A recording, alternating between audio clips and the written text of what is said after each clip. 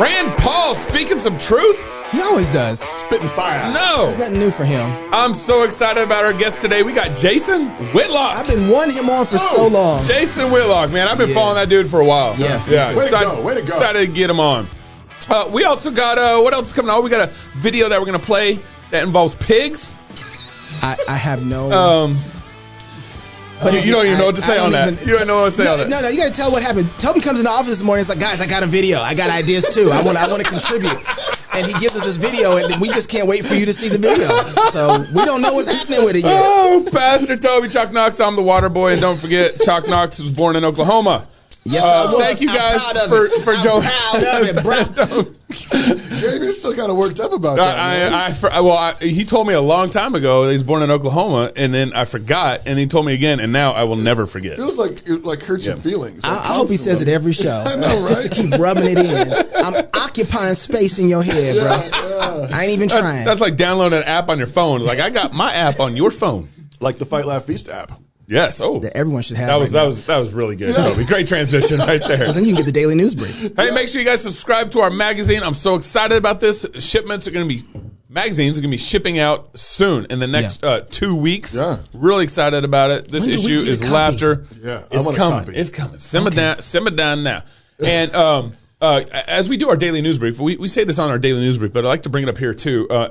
If you guys have a news article, if you've been reading through it, you think it kind of lines up with what other people need to be reading, send it to news@crosspolitic.com. That's news@crosspolitic.com. Such a huge help for us. It's a huge help. Tons of articles end up in my daily news brief that I get from you guys. Mine and then too. they all end up, or a lot of them all end up on deftwire.com, DEFTwire.com, which is our news aggregator website. So good. Speaking of club members. Oh, you like that? What? You like that? Okay. So, Steve Lawson, he has a Bible study that gets recorded and it gets put on YouTube, but it also goes on TV. Okay. Yeah. And one of our club members was at Steve Lawson's Bible study in filming. Okay, they were filming the Bible study and everything. Yeah. And this is what happened. And go to another land that is a very dark place, false religion. Watch him turn that mug. No way. Watch him turn that mug.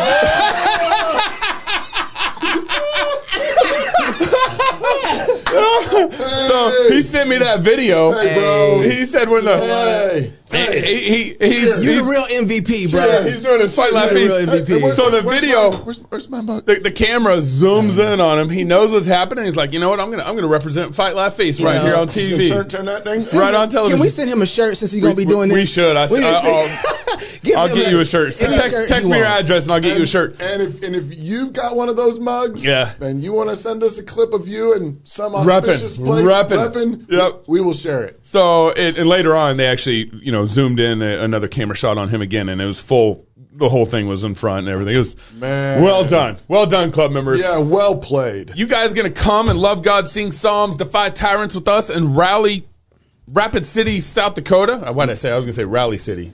Same thing. We're gonna rally. For us. It's gonna be Rally City for us. Yeah. Yep, we're so excited about our Fight Laugh Feast rally. I've been texting with Steve Dace. We're gonna actually be doing some more things with him. We got a whole experience that we're planning out for our conference. Really excited about it. We need to get some of our Canada brothers out there to this rally. Man, I know. By the way, I just want to say, free James Coates. Yeah. All right. Seriously. Free James Coates. James Coates. Yeah, keep praying for those brothers up in Canada. What a Stand great strong. show you did yesterday, Gabe. Or on Thursday. Check out the water break with Gabe. On Thursday. I had 3 pastors on from Canada yesterday, and they were just such a blessing, and they were on it. It was really good. We're praying for them. Hey, you all know we opened up, we unraveled, I don't know, we unveiled, that's the word. Yeah. We also unraveled. We rallied.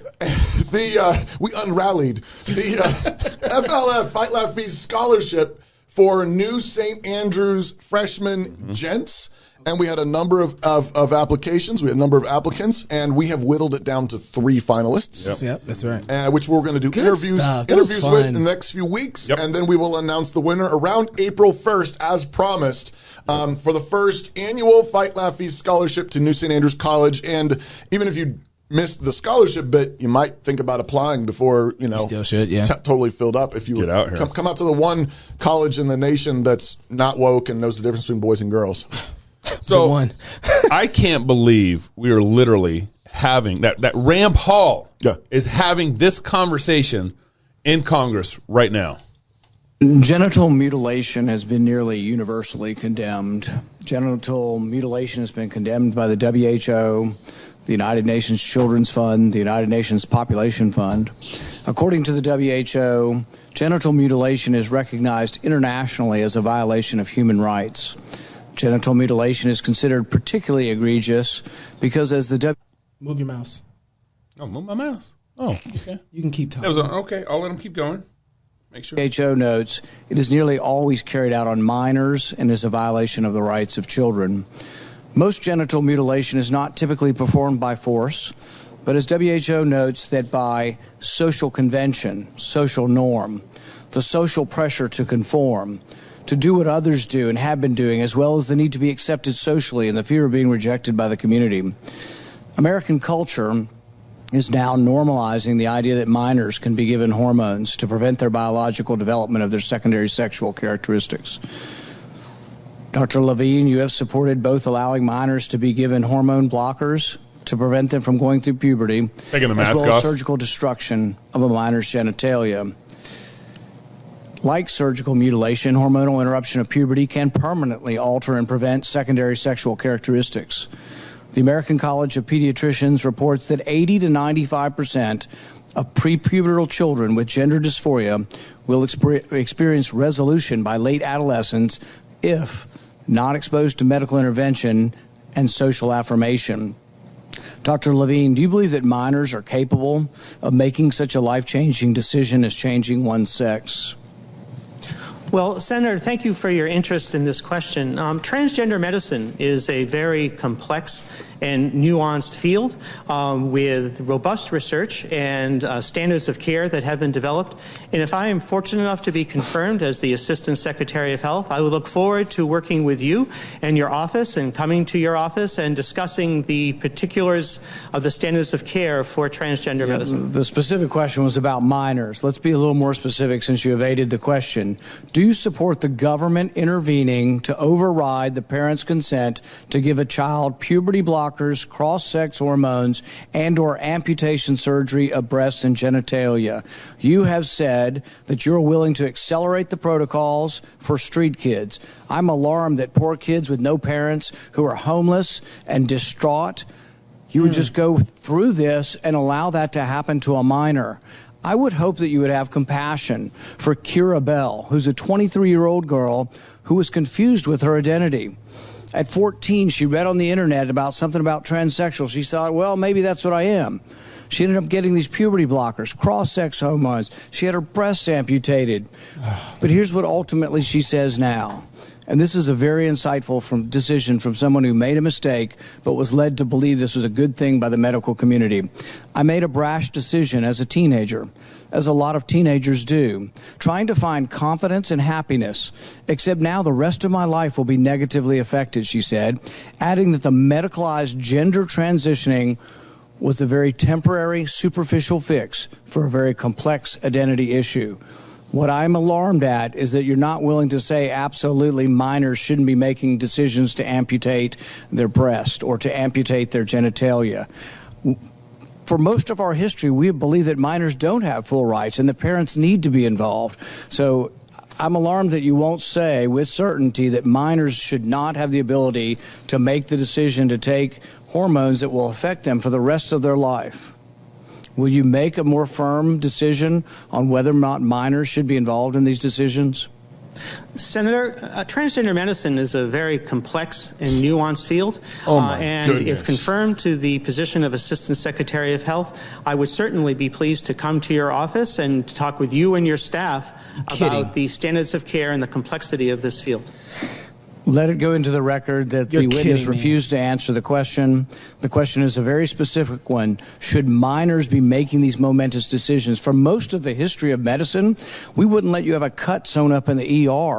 But you're willing to let a minor take things that prevent their puberty, and you think they get that back? You give a woman testosterone enough that she grows a beard, you think she's going to go back looking like a woman when you stop the testosterone?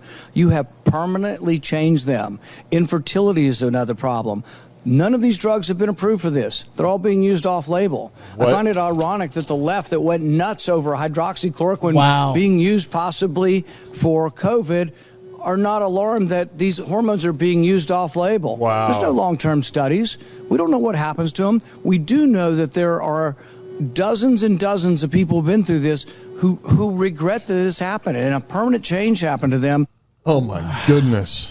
We played that whole video. I thought the whole video was important for context. No, I think that was important. In case you're sitting here thinking to yourself, who is that Rand's talking to? See what Gabe does it to me. Yeah. That is not a woman. No, it's a dude. That's a dude in a dress. Yeah. And that's why you're Who's going to be our health secretary? And by the way, Assistant health. Tabiti tweeted out regarding this man. I hold a traditional understanding of biblical sexual ethics, so I do not support transgender lifestyles as God-pleasing lifestyle. But that doesn't mean this person isn't qualified to be a doctor or one of the nation's chief doctors. It means they just need the gospel. Tabiti? What is wrong with him? What? Has he not read his Bible? He would, brother. He would, you know. When did he tweet this? I need to find the date on that. This is old. I think this is when the idea was floated around a while ago. A couple months ago or something? I think so. Something like that. Tabiti. He would never. Where's your mom? Brother. You know what? Don't you do this. You know, I mean, think about this for a second. Yeah. Think about this for a second. This doesn't mean this person isn't qualified to be a doctor or one of the nation's chief. I mean, so he's saying basically, the president of the KKK. Yep. Could be just because he's racist. Right. And he doesn't support racism. He completely opposes it. Racism is not a God-pleasing lifestyle. Yeah. But that doesn't mean that this person isn't qualified to be involved in biblical reconciliation. So would Tabiti trust any sort of medicine presented to him by the KKK? Or just bring it down. Yeah, what if a white supremacist wants to be the president? Yeah. Oh wait, how Tabiti said that Trump was not qualified to be the president because he hangs out with racists, which I'm not even sure is true. But even if it was, how come you can't just do the same thing there? The Bible that he says he trusted, I wonder at what point that he starts to suppress, just like everyone else, especially the dude in the dress, Romans 1, where this person has completely gone insane. But this is and given over. And he's suppressing that right along with this person at this point. Right. And the thing is so what we're noting is that you have allowed, Brother Tabiti, you are allowing basically the world standards. Yeah. The world standard says this is a really, really bad sin. Yeah. And you're letting that trump. Yes, is racism a sin? Of course it is. Yeah. But you're effectively saying it's worse than this complete mutilation of the image of God. Yeah, yeah. And I want to actually say, you know what? Racism is bad, but I will go on record and I will say, no, you know what? This transmutilation is way worse. Oh, this is hatred in your heart is a sin. Right. Yeah, absolutely. Okay? Right. But mutilating someone's body who's made in the image of God is way worse. Well, and there is. When you have a leader, I've trusted Tabiti for a long time. I think he's had a great intellect. I've respected him for years. He came on our show before. He came on the show before, and we had a great conversation. Did. But when I see something like this happening, I want to start wondering, at what point do we start saying, this is not a voice to listen to anymore? I know. When there's something like this is a serious issue. Right. Yeah. This person is sitting there and gone insane. They've absolutely gone to the complete end of this. They're insane. Right. A person who believes in mutilating bodies, you're saying that does not disqualify them from being one of the nation's chief doctors? Yeah. The person doesn't know what health care is. Right. Well, we can't forget how we kind of got here. You remember homosexuals were asking for civil unions. We don't want marriage. Yeah. We want civil unions. Yeah. Oh, yeah. And then they started fighting for marriage, and then Obergefell happened. And I remember, you remember when Doug debated Andrew Sullivan at University of Idaho? And one of the contentions, one of the rubs in the debate was Doug was like, well, if you're going to get homosexual relationships, you're going to get polygamy. Yep. And Andrew Sullivan was like, no, that'll never happen. Well, that was like, no, that's too far. Yeah. That's past the line. Yeah. And like within 2 months after Obergefell happened, I remember cries for polygamy were just coming out from Utah and Nevada. Yeah. Other thing I want to say about this clip too with Levine, it's very interesting to watch how he did not respond to the question at all. He's a robot. He knew that this was coming. He knew that Rand was going to do this to him, and he's like, "Let's not make this an issue. Let's not make this a point. Don't give anything for him to latch on to, because he knows his point. And what's happening because he knows it's not going to matter. Right. He knows everything that Rand did is if I don't make this a big issue and just repeat my lines that I've been given, that should scare you. Right. That should scare Yeah, you. there's no argument. Because there's no way. We're not talking about this. We're not having a I'm discussion. going to bulldoze my way to do whatever I want to do, and I won't serve you. That's supposed to be a public servant. Yeah. Well, and here's was my connection where I wanted to take what I was saying is like the reason why we're now dealing with transgendered. We can see the slippery slope from homosexuality to polygamy to transgendered. I mean, transgender ideology is just coming full-fledged in our face for the last couple of years now. I mean, like big time, like never before. Right. But we've neutered the Bible. Absolutely. Right? We neutered scriptures. Yeah, we mutilated Scripture That's first. right. We took gender out of scriptures. Right. We took our gender roles out of scriptures. We took we allow for gender neutral pulpits now. We said first of all we said dudes don't have to act like men. Yep. They can basically, we had dudes in dresses in the pulpit. Yep. First. Before we had women in the pulpit. And then we had women in the pulpit. That's right. Right? I mean you still have pastors with rebellious children, apostate children, and a bunch of Christians are online saying who's to say whether he's qualified to be a minister or not. What's wrong with you people? You're mutilating Scripture, and so you get that's right. And we had gender neutral Bibles long before we had gender neutral health secretaries. Guys, So can you tell me about this clip? guys. So here's the thing. So I love Rand Paul. Yeah. Mad respect for the dude. Yeah. Mad respect for the dude. I'm grateful for everything he did in that clip. Yeah. There's a big butt coming. But there is a big butt coming. The one thing that he didn't do that he needed to have done is deny the premise. Absolutely. Exactly. He's talking to a dude in a dress. That's right. That's right. Okay, that's the problem. Okay, and Christians, we get sucked into this so often. You have somebody who says, there is no God. I do too have morals. Therefore, I can have morals without God. Yeah. Christians is like, oh, that's a good point. Respectable. But no, and you deny the premise. Yeah. No, I do not accept the premise there is no God. Yeah, that's right. You're made in the image of God. And we do this over and over again with other arguments where there's a premise that we need to deny. The premise in this argument right here was a dude in a dress. Yeah. Okay? It's not worth his respect at all. That's right. Now, it's an individual made in the image of God still. That's right. I'm not saying be cruel, wicked, anything, but Rand needed to have denied the premise. Okay, and that's my clip. My clip is basically this is what the liberals do. The liberals do is they bring something into the room and they say, "Here, argue with this."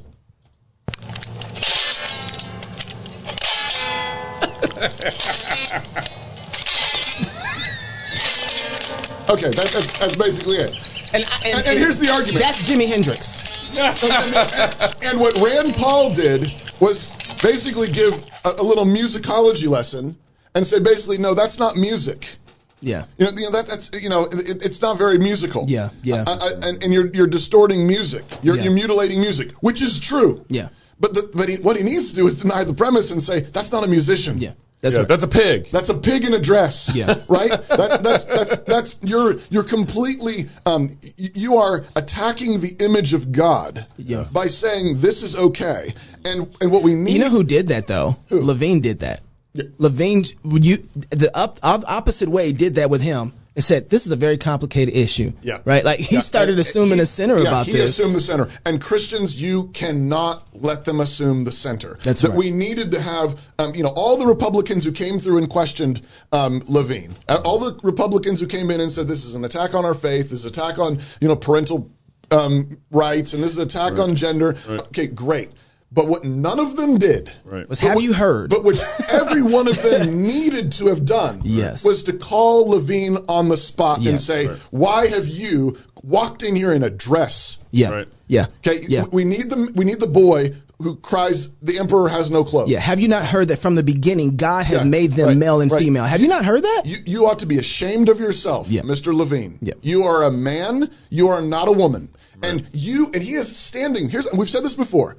Every time a dude in a dress is honored as if that's a woman. Right. Ooh, what an insult. That is an attack and an insult on every woman made in the image of God. That's right. You do not get to become a woman. You do not get the dignity and honor of a woman made in the image of God because you put a dress on or because you put implants in your chest or because you put lipstick on this morning. Right. We have women.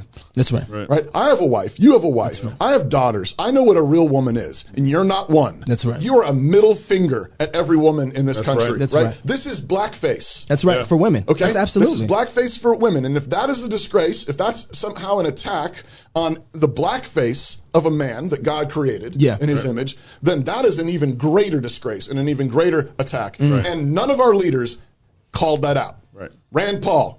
Next time, come on, brother. If you're a Christian, if you're a Christian in the House and the Senate, you're involved in this.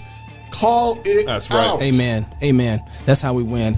Coming up next on Cross Politic, I've been waiting for this. For the next 2 segments, we're going to have Jason Whitlock with us. You don't want to miss this. This is going to be great. 20-ish questions with Jason Whitlock coming up next. Hi, I'm Robert Borton, CEO of Classical Conversations. Our most precious commodity is time. No one has ever lied on their deathbed wishing they had spent more time making money. They all wish they had spent more time creating a legacy. Our modern education system steals that legacy, steals that time from our children. That's why I'm passionate about homeschooling. That's why at Classical Conversations we want to give you more time to create that legacy, follow your passions, and glorify God. Visit classicalconversations.com for more information. I just did it. I joined Toby. That's my Texan. That's my Texan. All right, I gotta do it. Come on, don't do that. We got Jason on the line. Don't embarrass you guys in front of Jason. No, Jason on act right, boy. Come on now. Right. Hey, welcome back to Cross Politic on the one and only Fight Laugh Feast Network. Thank you for joining us. Yes. With us now on the line, we got Mr. Jason Whitlock, longtime sports writer, TV personality, radio host, podcaster, graduate of football letterman of Ball State University. Whitlock established himself as one of the country's best and most fearless sports journalists while working at the Kansas City Star. His columns dissected the intersection of sports and race, won him prestigious Scripps Howard National Journalism Award for commentary in 2007. Okay. He's the lone sports writer to ever win that award. In the past decade, Whitlock has used influence to establish 2 black media projects. He founded ESPN's The Undefeated website and steered Fox Sports 1 studio. Yes. Show Speak for Yourself. Yes. Mr. Whitlock, thank you for joining us on Cross Politic. Thanks for having me, guys. Appreciate it. So we're going to play a little 20 questions. We haven't done this in a while. This is my favorite game. It's my favorite little 20 questions here. You ready? Hey! Hey!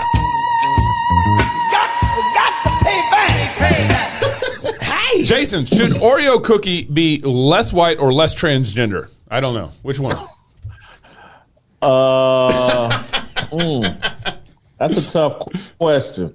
I'm gonna have to say less transgender because I like Oreo cookies, so I don't want them to change anything, and so I might have to say less transgender. Okay. I like my cookies without politics. So don't we all?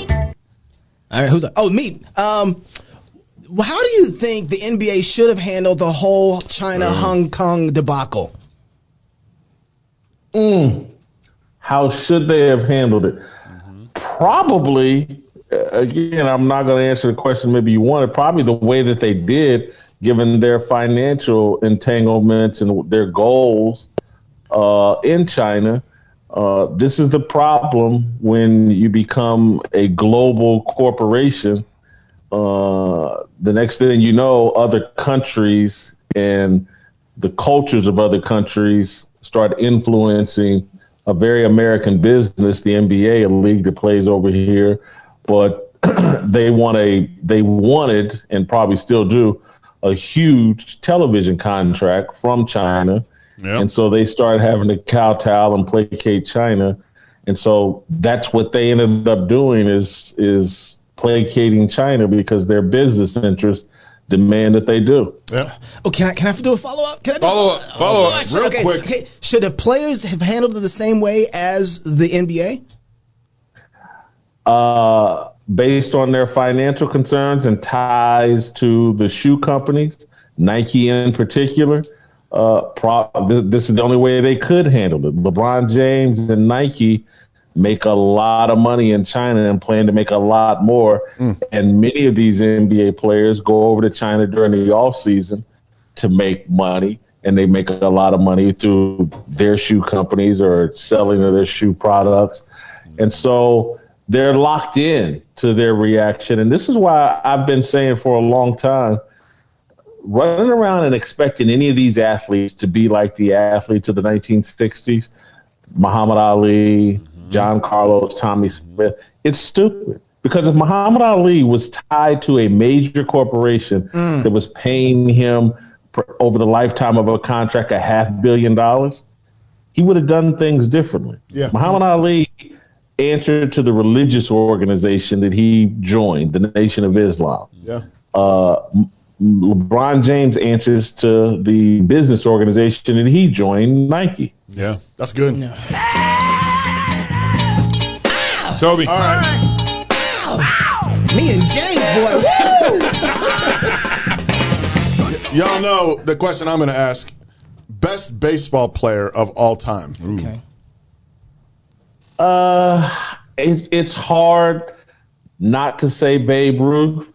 I will not say Babe Ruth only because, and I think he has a claim to it, but he played before integration and before it was truly a global competition. Mm-hmm. And so I think the best baseball player we've seen compete with baseball, as a truly global competition in Major League Baseball is either Barry Bonds or I'm kind of partial to Ricky Henderson. I think he's underestimated. But but if not Barry Bonds, there's three guys in it to me: Barry Bonds, Willie Mays, and I'm partial to Ricky Henderson. I respect that. Yeah, it's good. All right, Gabe. Greatest all time: Michael Jordan or LeBron James? Oh.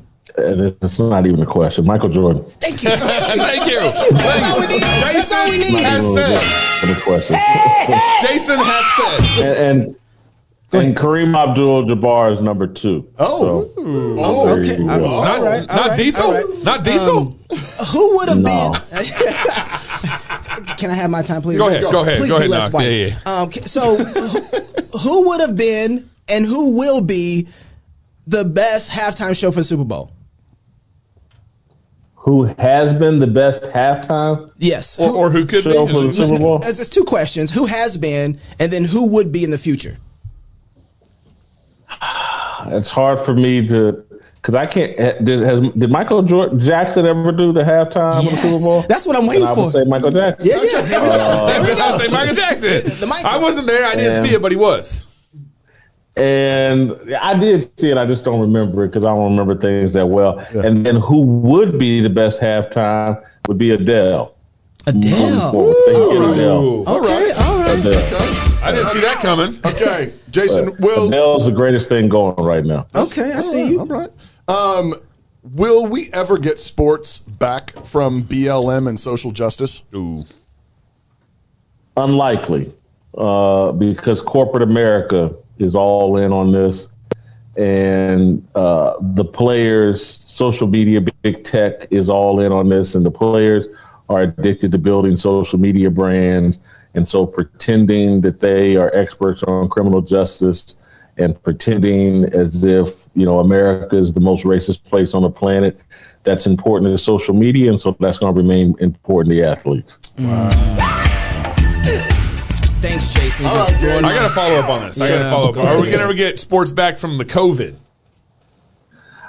Yes, I do think that, probably starting in June or July, we're going to be back to kind of normal here in America. And I think you'll see full baseball stadiums by June and July, and time football season rolls around, we'll all be tailgating and watching football like we used to. There's going to be a third wave, though. Or fourth? I thought we were fourth wave? Fifth wave. 2 weeks. 2 weeks. Okay, so thanks for ruining my life here, Jay. So with the woke cancer that is inside of sports right now, the NBA, the NFL, Major League Baseball, NHL, do you think we need to start our own new leagues to start combating what we want in sports again? Do we need to? I'm not sure. Would I like to see it? Absolutely. And I think that it's unfortunate that these spring football leagues, or what did Vince McMahon just try? He just tried the XFL all over again. Yeah. Someone needs to start a football league and make it anti-woke. Mm-hmm. And everything is traditional, patriotic. Blah. I'd make the players, shave and de-emphasize tattoos. I'd go the total, complete opposite direction. And I don't think it would be, and I would make it a competitor, to be honest with you, for college football more than the NFL. I would offer kids 18 and up an opportunity to come play in that league, make $100,000 or so, and make it a feeder system to the NFL. And I think it would be successful. And then over time, because it would be so, the national anthem, everything would be traditional, that it eventually would put pressure on the NFL to go back to its core values. That's interesting. That's good. That's good. Is it my turn? No, I feel like it's my turn. I'm pretty sure it's my It's your turn. It's Pastor Toby's turn. Is it your turn? No, it's Pastor's turn. It is my turn. Okay. You guys convinced me for a second. So if you had to choose, who was more valuable to you as GM? Would it be Tom Brady or Bill Belichick? Ooh. Hold on. If I had to choose who was more valuable, Tom Brady or Bill Belichick? That's right. That's the. With Tom Brady is clearly a special player and creates an environment that makes it easy to coach and all that, but I would still go with Bill Belichick. Whoa. Okay. And I say that with zero disrespect for Tom Brady. I think what he helped establish very quickly there in Tampa is amazing, but doesn't that prove that he's more valuable? Like for him to be able to establish what he did in Tampa, doesn't that prove that he's more valuable? Well, Tampa had a lot of talent, man. Yeah. And so it all those wide receivers, great defense, offensive line. Offensive line. To me, it kind of proves like, wow, Jameis Winston really must have been off. That's my number one takeaway. Oh, man. That's good. And look, I think what Brady did was great, and I think he still allows himself to be coached, and that helps the other coaches coach all the rest of the team. Yeah. And I think we've underestimated. Brady has elevated my respect for him, and I already had a great deal of respect for him. But so far, he has not diminished Bill Belichick. And so I still think, but we'll see over the next couple of years. Bill Belichick's got to put a better product out here next year than he did this past year. That's real.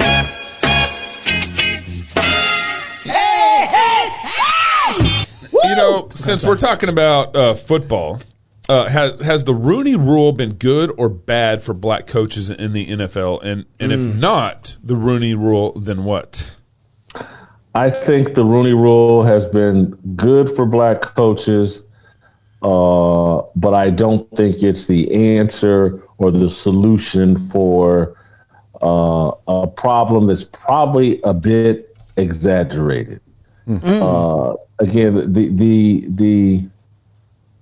the mainstream media. Oh, I just said yesterday over Twitter, I'm not using that term anymore. The corporate cross politics.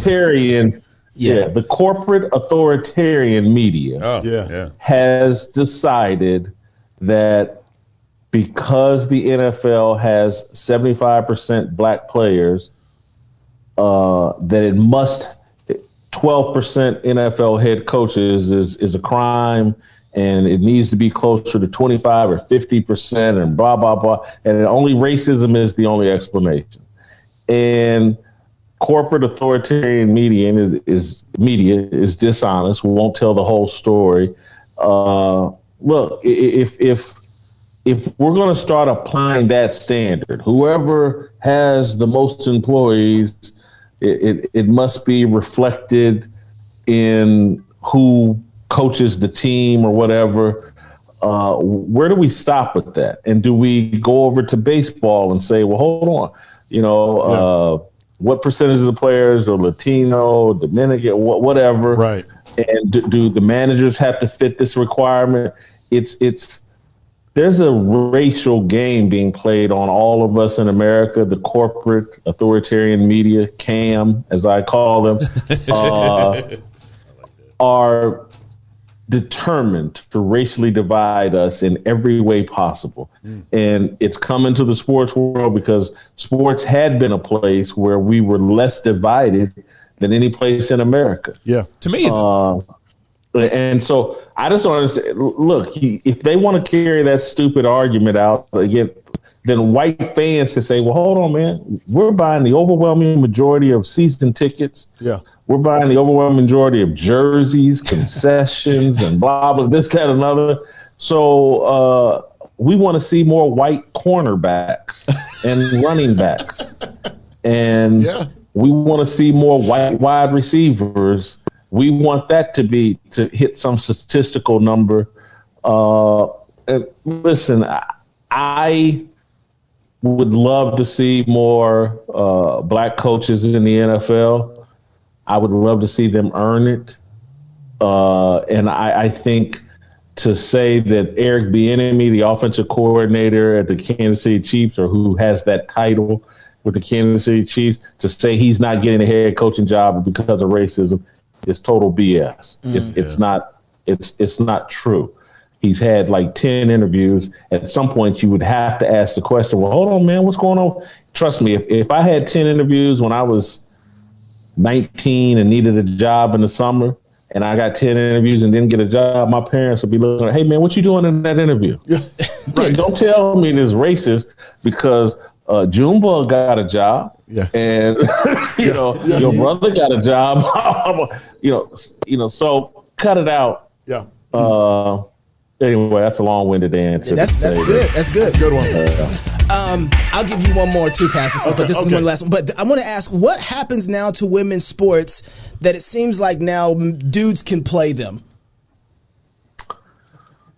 It's going to be problematic, and for those of you that are parents of daughters or just parents in general, just get prepared for a crazy world because some of this is going to come. Let's say you're a pretty good athlete who really, really wants to go to college. Yep.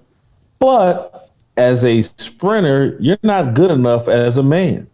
Yep. Would somebody be like, well, hold on, man, let me switch up. And I can get this college scholarship or whatever and move up in the world. And again, I don't know what the requirements are. If you have to have, I don't think you have to have the surgery in order to compete. You just got to start taking hormones or whatever. A year in advance. I can see people making that calculus and saying, I'll take these hormones and, man, I just, it's a crazy world we're constructing. I have some empathy for transgender people, but we have to, as a society, we have to acknowledge not everything is for us. And so we're in this mindset is I can have everything. I can do everything. And I say this sympathetically with empathy. I'm not trying to be mean spirited, but let's say you are transgender and don't feel blah, blah, blah. Maybe athletics, competing against other women is just not in the cards for you. And I say that as someone who feels like because of my mindset early on when I was younger, I'm 53 now, but throughout my 20s, 30s, probably 40s, I'm just being completely honest and transparent here, I didn't really believe in monogamy. And so marriage wasn't really for me. And so I never got married. Everything's not for me. I think we have this mindset in America that we can have it all. And it's an improper mindset. You need to accept that not everything is for you, and that your personalities or the way you were created. Man, I would love to have had all the dating options that Denzel Washington had. Jason, go on a diet, lose some weight, getting better. It wasn't for me to have all those opportunities. I can't have everything. I can have what is meant for me or what's appropriate for me, but I can't ask everybody to change all the rules just so that it works for me, and so that's another long-winded answer. That's right. Yeah. Speak for yourself, Jason. You got one more? Or are we going? Pretty amazing. I get one more. You got it? Last one before we go next segment. Yeah, I mean, so I'm the pastor, so I'm going to ask the pastor question. Since you brought up monogamy and all, who is Jesus Christ to you? They come to get you, Jason? There's something you want Who to tell is us? Jesus Christ to me? My Lord and personal Savior. He is God in a human form who came and sacrificed his life for my sins. Sounds like a creed. I don't know. He's the person that keeps me humble and has laid a blueprint for me to evolve as a human being, and has paid a huge debt for my sins. And I hope that every day I become a better reflection of my respect and love for Jesus Christ. And I'm very flawed, as I just mentioned to you all. I am a sinner, and but I'm trying to get better every day, and Jesus is my role model that I'm trying to use to improve every day. Man, as a pastor, was my answer any good? Man, I was trying to hold back, but amen, brother. Yeah, we're going to follow up on some of those other flaws, though. That was a great answer. Praise God. All right, so, man, I'm glad. Jason, for one more segment. Quick break. We'll be right back. There's a bunch of questions I want to ask Jason, like, what made him come out and start swinging like so crazy? It's not too long ago. More Cross Politic coming up next. My name is Jamie Piles. I joined Samaritan in December of 1996, so I'm coming up on 24 years. When people ask me, does it really work? I say, oh, it works fantastic. I send my money to somebody every month. But we had a need. My wife spent a little bit of time in the hospital about 3 months ago, and so I had a checklist with about 39 names on it, and 39 checks came in. Some of the cards, some of the things people had to say, it was amazing to watch.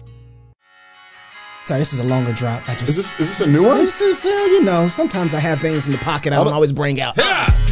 I got it right. I timed it. Okay. Jason's like, when is this over? Yeah, he's like, I'm so done with this interview. I'm good. I'm good. Welcome back to Cross Politics. I'd be giving you short answers if I was ready to bounce. No. Well, we'll know now. Yeah, we will. Yeah.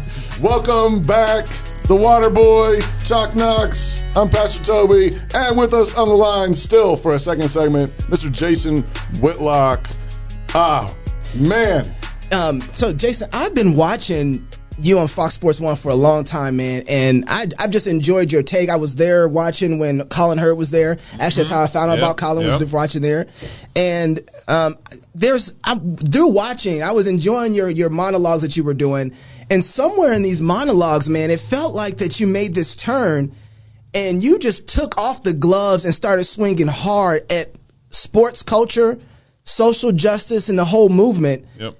What happened to you that all of a sudden you're like, no, this is the battle we need to be in, and this is the fight that we need to be a part of? Like, were you ready to forget your job when you did that? Was I ready to what? Forget your job when you started doing that? Nah, literally, I'm not. Once I started doing monologues on the show, and that was, I think, the last 2 years of the show, or a year and a half or whatever, the gloves kind of came off just because I think a great monologue is a great start to a talk show. Yep. And I was just doing it, trying to build the ratings of the show and, trying to make the beginning of the show an event. Like that people were like, man, I got to catch Whitlock's monologue. I got to be there for the start of the show. Right. I want to know what, and I want to set a great table of discussion for the athletes and the journalists that we had on. And so it was just me trying to do the best television as possible. Mm-hmm. Well, it seems like, and I don't know how much. It seems like there's like a conscious, also decision to kind of start speaking, some things that were really on your mind and really on your heart. Like I understand the ratings thing. Of course, that makes sense from the show business side. But you don't say those things without certain convictions starting to come into play. But Gabe, I don't. Did you follow my writing career in Kansas City or any place else? ESPN. I've always kind of been the tell it, not all kind of. I've been the tell it like it is guy in writing. Yeah. And so once you start doing a monologue, you actually write the monologue, right. And so the monologue is a reflection of my column writing style, which has always been the same. Since I started writing columns in Kansas City in 1994, I was writing them in Ann Arbor, Michigan in 1992. And so what you saw in the monologue was just a reflection of my column writing style. But I guess part of it, what it was too, was that there was a contrast, I think, of this kind of conversation happening on the channel that it was happening on. And you don't get up and you don't have that type of tone against the gods of the sports world. You don't say anything bad about Black Lives Matter. You don't have a criticism of the struggle of black coaches inside the NFL. You don't come in and say, hey, guess what, bro? You might be doing something wrong. You can't say that. On ESPN. And so, or Fox Sports 1, you just don't do that. And then, so the last 2 years, it's almost like, let's make better TV. But then you also... I didn't read your sports stuff before in Kansas City. I went back to start reading some of the articles you had written because I'm like, whoa, all of a sudden in that last 2 years, there wasn't a network, conservative network at least, that didn't want to talk to Jason Whitlock about these conversations. So, and don't hear this as criticism. It's just facts. Yeah. When I did the show with Cowherd, Cowherd has a big brand all of his own. Yeah. And so I had to do a show that was respectful of Cowherd's brand. And we had to have conversations that Cowherd felt comfortable participating in and being a part of. And so once Cowherd has left, and now I can start having these conversations with people that are more comfortable and it fits their brand and they have plenty to say on those topics. That's what liberated and freed me to start being like, well, okay, let me do what I did in my columns. Okay. That's always attracted attention and it's reflective of me.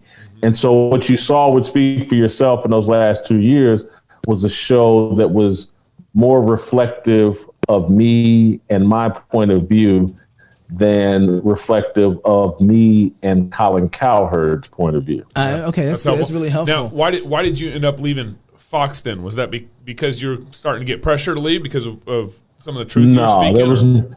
No, not at all. It literally, you got it. I'm honest to a fault, and so I'm about to be honest to a fault here again. So are we. It was solely about the ratings growth that the show had because of the execution of my vision. And we had a disagreement of what my value was moving forward, having proven that point. And they, using COVID as an excuse, were like, we want to keep your salary status quo for the next 2 years. Yeah. And I was like, nah, I've shown you that if you take the gloves off and really support this could be, should be, will be the best sports show on TV. Yeah. And I want to be paid like that. And I want the show supported like it could be the best sports show on TV. That's right. The network had other commitments. And, so I just said, if I'm not going to be given the full opportunity to do this thing at the highest level and be the best, I need to go someplace where I can just do more of me and be paid. I want to eat what I kill. Amen. So if I'm killing a lot, I want to eat a lot. Yeah. See, that's really interesting because now I think that through that, do you think that you've proven, especially knowing now with the, kind of a little bit of the back history of what just happened, have you proven that you can do what you want to do and be cancel proof? Have I cancel proof, I'm not sure. Amazon and they haven't come after me in that way yet. Right. So cancel. What I felt like I proved was my voice can be heard regardless of platform. It doesn't matter if I'm on ESPN, if I'm on Fox Sports, if I'm on Outkick.com. Or Cross Politics. My voice can be heard. Yeah, my voice can be heard and cut through, and will gain traction, and that my point of view, people are thirsty for my point of view. Yeah, that's what I feel like I've proven. Whether or not I can be canceled, I don't know. They canceled the president or the former president off of social media and these other apps, and they, so who am I if they can silence a former president? They can certainly silence me. It seemed like the Rooney Rule didn't really help you with Fox.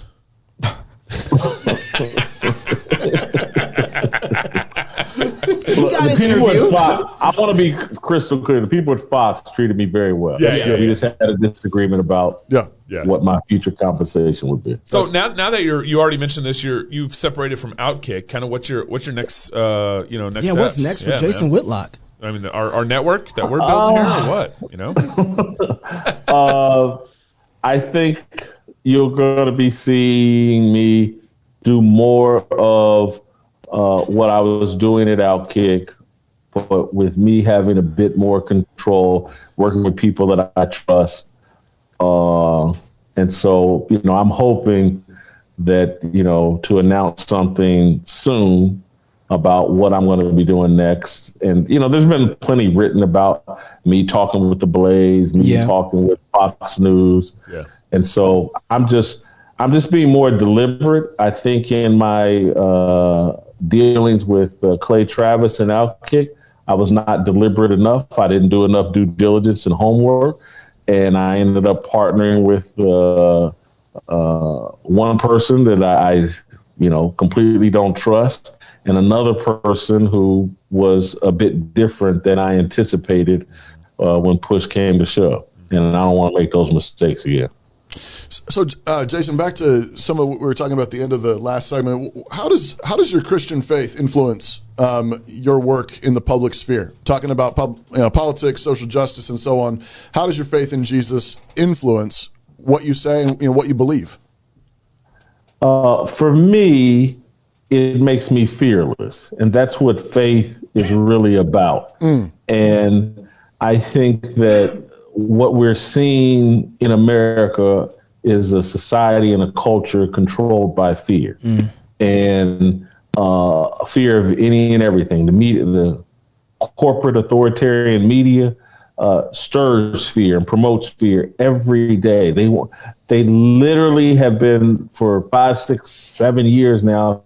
The corporate authoritarian media has been trying to convince black people that if you see a cop, your life is in danger. And so if we have this thing, COVID, and I respect COVID, I get it, but America and humanity has lived through health pandemics without retiring to their homes and living as shut-ins for the rest of their lives. But because the society has become so secular, because we've removed God as a culture and as a society, fear is in control. And so we've all locked ourselves up and we're double and triple masking. And so for me, one of the reasons why I'm so honest and deal with people in a transparent way, and I'm not afraid to tell an executive, hey, man, I appreciate that offer, but I don't think it's reflective of my true value. And so I'm going to do something else. It's because I try to move without fear because of my faith. It's easier for me than others because I don't want to say that other people are just controlled by fear. I have less responsibility than most.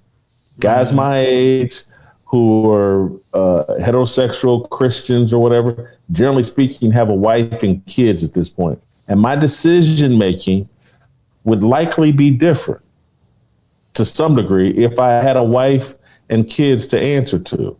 And so you combine my faith with my lack of responsibilities, and it really makes me fearless.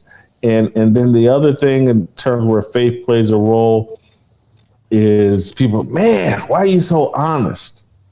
And it's because I believe I would be dishonoring God if I wasn't honest. And so I can't go on TV and say things to athletes or about athletes that I think like bad advice, like Colin Kaepernick. Everybody, Colin Kaepernick, he's the greatest thing in the world. And taking a knee is the greatest thing in the world. And it's blah, blah, blah. I can't tell those lies because, trust me, I have conversations with people who go on TV and say all kinds of things. And then you talk to them off TV and they're saying something completely different. Yep. I can't do that. Yep. And that is my faith. It's really not me. It's my faith that compels me that I just can't tell those lies. I don't want other athletes, whether black or white, at least for me, I don't want them to think, well, man, Jason Whitlock thinks that taking a knee is a great thing and it's going to do X, Y, and Z. At least I'm going to tell the athletes the truth. Hey, man, you're damaging your business, potentially going to hurt your income overall and or career, and you're accomplishing nothing of value. Yeah. You've made some gesture that may get you a few extra tweets and likes and followers, but in turn, because Colin Kaepernick, I don't think at any point in his life ever lived in the black community. At any point in his life. I did. Yeah. And people in the hood aren't sitting around, man, I better get this ADT and I better be packing this gun because the police may come and kill me. That's not what's going on in the hood. That's right. And I'm tired of people getting on TV. Oh, I got to have the talk with my kid. You got to put your hands at a 10-2 and you got to do this and do that because the police may kill. That's not the conversation going on in the hood. Stop it. Cut it out. And name me a parent who wouldn't tell their kids, hey, man, when the police pull you over, just comply, obey with whatever they say. Don't do nothing. Don't do nothing that scares these people. Every parent, you would be irresponsible as a parent, black, white, green, whatever, if you didn't tell your kids that. But we continue to watch people go on TV. Oh, black parents, they have to tell their kids to respect the police. And white parents, they tell their kids, just talk crazy to the police. Do whatever you want to the police. Because the police, you're white, and the police won't do a damn thing to you because they're scared of you because you got white privilege. It's all BS. I can't do it. I can mock it, but I can't do it. Yeah. Jason, I got to ask. So then, we were talking about the Rooney Rule earlier, and just in context of what you're saying now, the Rooney Rule happened because was it Dan Rooney, the owner of the Pittsburgh Steelers? He was aware of the things that were happening to black coaches getting overlooked because of being an owner, right? And so he knew that something needed to be done because he saw good guys miss out on great opportunities. So there was a real struggle for black coaches. As you look at the landscape now, outside of all the falsities, do you think there's still a real struggle for black people in America? And what is that struggle? Well, do I think there's a struggle for black people? Because you ask a lot there, you said a lot, and then you asked something. So is this about black people in America or black coaches? No, it's about. I'm just saying the Rooney Rule was created for a real purpose and a real reason. Yeah. And because of that, they tried to do something and fix something and kind of broke the system a little more maybe. But looking at that, there was a real struggle there, a real issue going on. So when you look at America now, do we have, I'm not talking about the fake, police are killing us every day, social justice movement. Do black people in America really have a real struggle today that is getting overlooked because of all the falsities about social justice? Okay. So, yes. Is there a problem for black people in America that's impeding our progress? Yes. What is that? What I would put at the top of the list is, because there are several things, but what I would put at the top of the list is, particularly for young black people in this generation is we're abandoning Jesus Christ in Christianity. I would put that at number one on my hit list in terms of impediment for black people. If you understand the African American journey in America. Come on now. It is defined by our Christian faith. That's right. Religious faith. Just religious faith, but our primarily Christian faith, if you really want to understand the African American journey. And so we are like, we will be, if there's another Bible written 2,000-3,000 years from now, someone will be like, man, let me tell you this story about these great people in America who survived slavery and Jim Crow and used their Christian faith to overcome these things. And it led they had this guy, Martin Luther King, and then the next thing you know, there was a black president, and those people abandoned their faith in God. And let me tell you what, they got wiped out. They got incarcerated like Samson. Remember the story of Samson? He got out of hand, and God had to put him in jail to humble him. And so when we as black people talk about mass incarceration, this is biblical. We are being humbled for abandoning our Christ. So I would put that at number one. Then I would put number two, which is connected, because once you abandon your faith in God, you become susceptible to satanic messaging and life philosophies and Marxism and communism and social things that are hostile to God. And then you start believing that you can't accomplish great things. Well, this thing's so rigged against us. No wonder we can't do anything.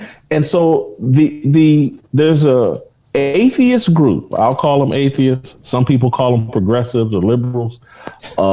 You choose the label that is constantly trying to convince black people you can't make it here. White people have to do everything for you, and until you fix all of white America, you can't accomplish a damn thing here in America. And so they inflicted us with a mental disease of inferiority that unless some white liberal Jesus comes and saves us, we can't accomplish anything.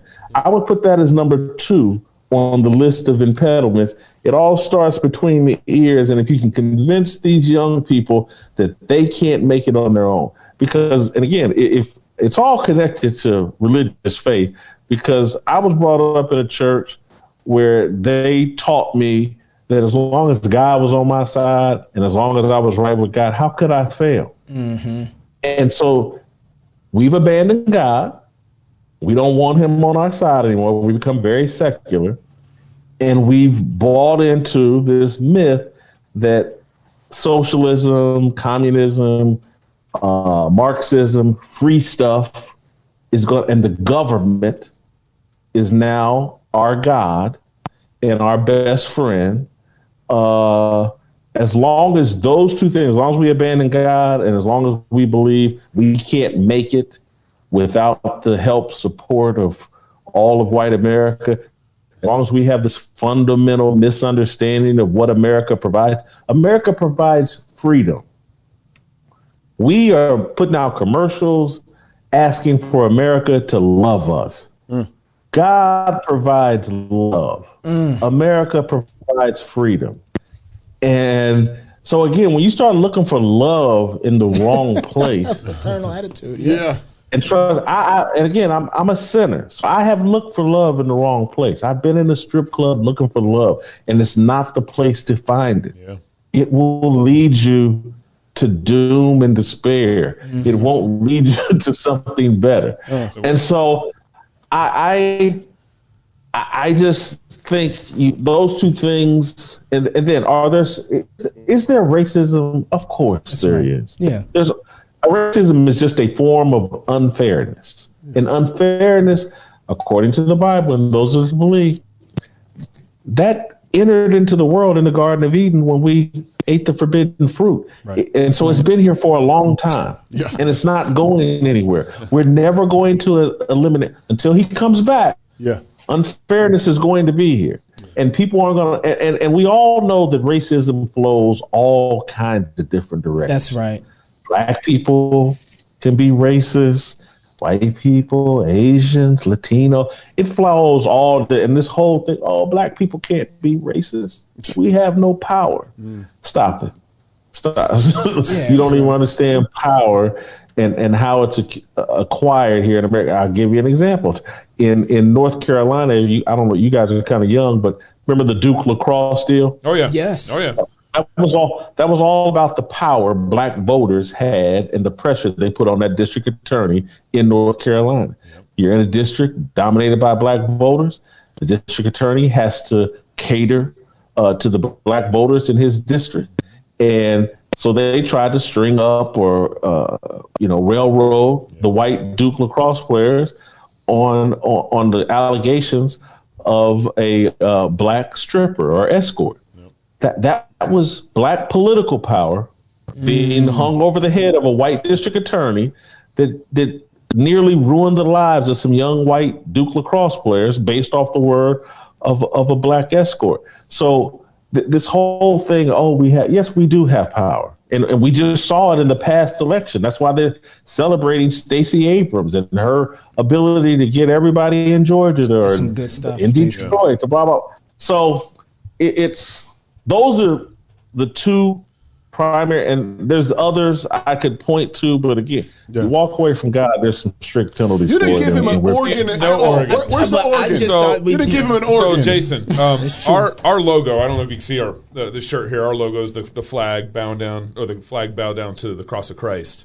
We started our show in 2016 because we believed the church wasn't teaching and discipling people on how to apply the Bible to every area of our lives. We've kind of been a fragmented group of Christians. We have we get our gospel sermon in the four walls of the church, and then we go out and don't really bring the scriptures out on Monday, Tuesday, Wednesday. We look to Rush Limbaugh, who I like, but he kind of becomes our political pastor during the week. We detach our Bible from our politics. We detach our Bible from our sports. We detach our Bible from our family. It's been very fragmented, and we believe that Jesus is King, Kings, Lord of Lords. We believe Barack Obama needs to get on his knees and repent. We believe Trump needs to get on his knees and repent. We believe Vladimir Putin. We want the Bible. We want the gospel of Christ to permeate the world. Yeah, right. Because we believe that in Jesus, Psalm 16, at his right hand are pleasures forevermore. That's right. The right hand of pleasures are not found in the strip club. They are not found in BLM. They are not found in my own view of what I think good pleasures are and what I think good politics or good society is. Found in Jesus. Okay, Gabe, you going to preach. Can I get an organ too? And so it seems like, to me, you're dead on when Jesus is not at the top of that list. When God is not above all, well, then everything from there just kind of falls apart in everything. So I'm just kind of commenting back at you on this. Yeah, I think and I'm aware of it as it relates to black people. I do think it's society at large. This is not just a black issue. But we have two things are our new religion: race and politics. And again, just like you said, Rush Limbaugh had a great political church. Absolutely, yeah. Al Sharpton runs a nice little race church. Ben Crump runs a race church, and people go to those political and race churches, and that they all take precedent over Jesus. And that's right. And I keep having this discussion in my own family, and I had it throughout the entire Trump 4 years. I kept asking people in my family, who do you talk more about, Jesus or Trump? That will tell you who you're worshiping. Trust me. I said, that will tell you who you're worshiping. It is. Jesus or Trump.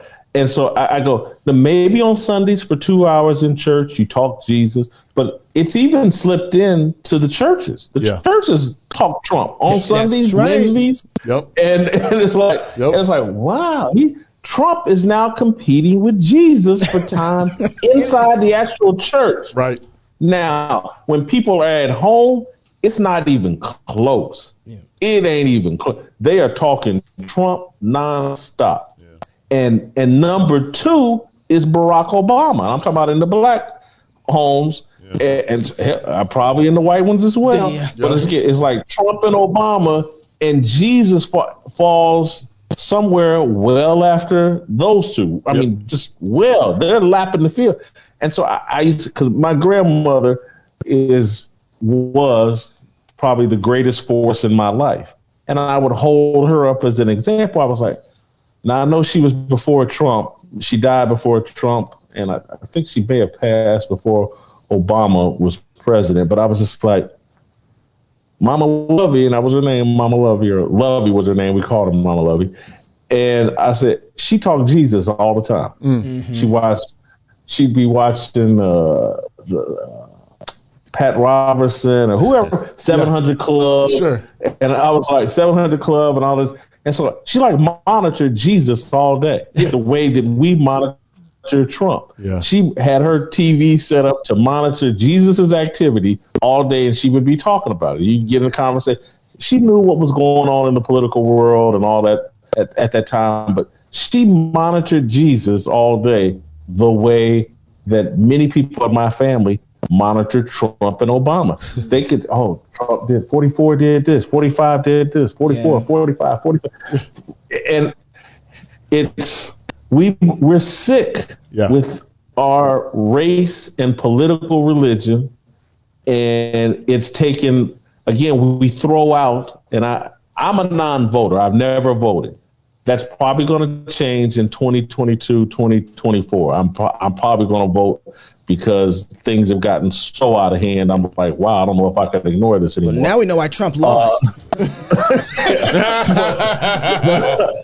But I'm probably going to vote. But I ask all the time, I was like, are y'all looking at this satanic stuff that we're moving into law? Yep. And how does this jive with what we say we believe along religious lines? Yeah. How can you, when it comes to politics, it's just like, well, I'm going to remove Jesus from this.